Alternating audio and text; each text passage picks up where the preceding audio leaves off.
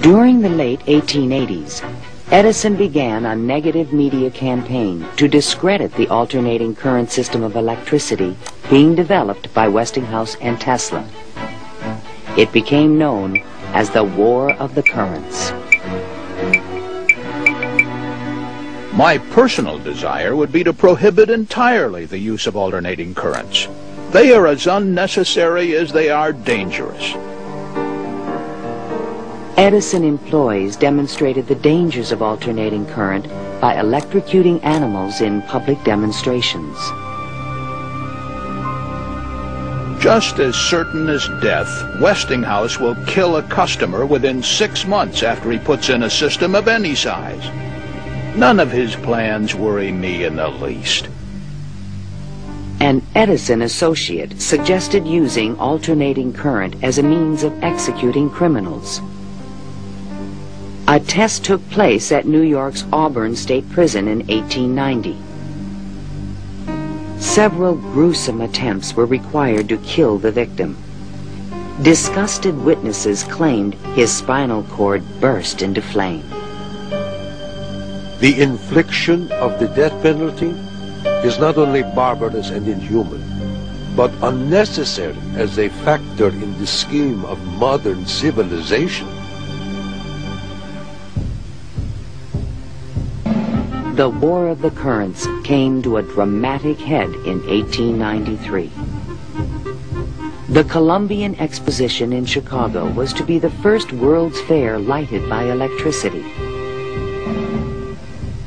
The Edison Company, the Thomson-Houston Company, they all got together and formed General Electric Company, 1892. And one of the first things they did, of course, was put in a bid for the job at the fair.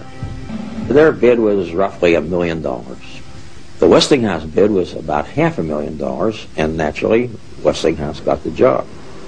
In retaliation, GE refused to sell Westinghouse any of their Edison light bulbs. And they got some judge to say that Westinghouse couldn't use any one-piece lamps of any description at the fair. Westinghouse frantically devised a two-piece stopper lamp by fair time and saved the day. Now Tesla had a chance to make history in Chicago. His large AC generators would supply all of the fair's electricity and prove that his system would work on a large scale.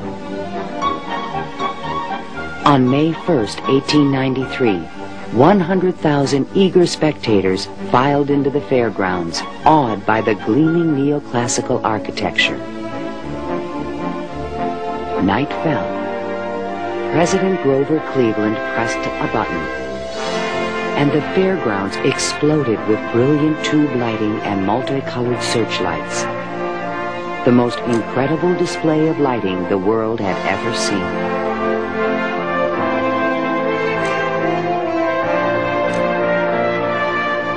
In the Great Hall of Electricity, the public could see that the Tesla-Westinghouse system made it all possible. To overcome the impression that AC was dangerous, Tesla put on remarkable demonstrations. He created a device called the Egg of Columbus to show the rotating magnetic field created by his AC motor. In his room, he had cork-soled shoes on and a tuxedo and white tie and a top hat. And he would put his hand on a terminal which would flash electricity through his body, creating a great shower as his whole body was encompassed in flame. And people were quite impressed by this, to say the least. The Chicago Exposition left an indelible impression on the American imagination. This was the gleaming new city of the future, and it was powered by the inventions of Nikola Tesla.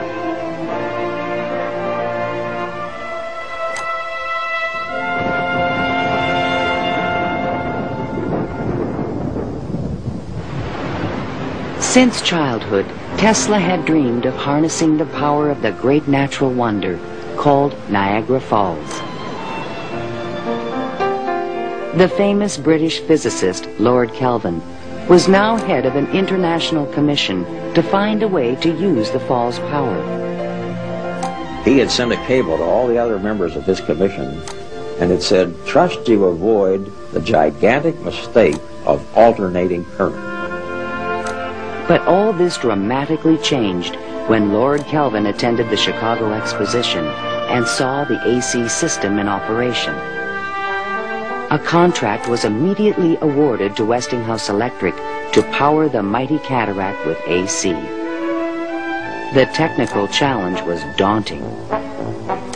The Niagara plan called for 3 5,000 horsepower alternators, the largest generators ever made. Tesla and Westinghouse engineers had heated disagreements about the operating frequency. Even when the system was finally installed, Tesla was the only person who was certain it would operate. The technical details have been completely worked out. All that now remains is for the switch to be thrown. In 1896, the system went online and the electrical age began. The waters of the upper Niagara turned enormous water turbines connected by shafts to the massive 5,000 horsepower generators. The current from the generators was stepped up with transformers to 22,000 volts and sent out over long-distance lines, then stepped back down to light municipalities and power motors of Tesla's design. The Niagara Falls Gazette proclaimed, "This morning, the streetcars of this city are moving by Falls power. Hereafter, the Falls must work to earn their living." Imagine my surprise when 30 years later I saw my boyhood plan carried out at Niagara and wondered at the unfathomable mystery of the mind.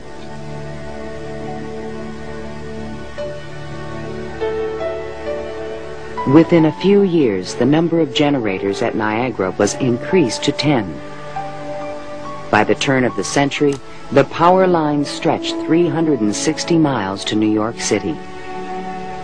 The War of the Currents was over, and Tesla was the winner. By the time Tesla effectively arrives on the scene with his motor, Edison is out of the business. He's basically written out of his own company. This was something Edison would not soon forget. In spite of the success of AC, Westinghouse had overextended his company's resources, leading to severe financial difficulties. In order to save the company, Tesla said that he tore up his royalty contract for $2.50 per horsepower generated. Today, this agreement would be worth trillions. Had the inventor been tricked again? This is something that we've never found any record of in the Westinghouse annals. We do have something which is a memorandum of agreement about that, but it was never signed. But Tesla was ready to move on.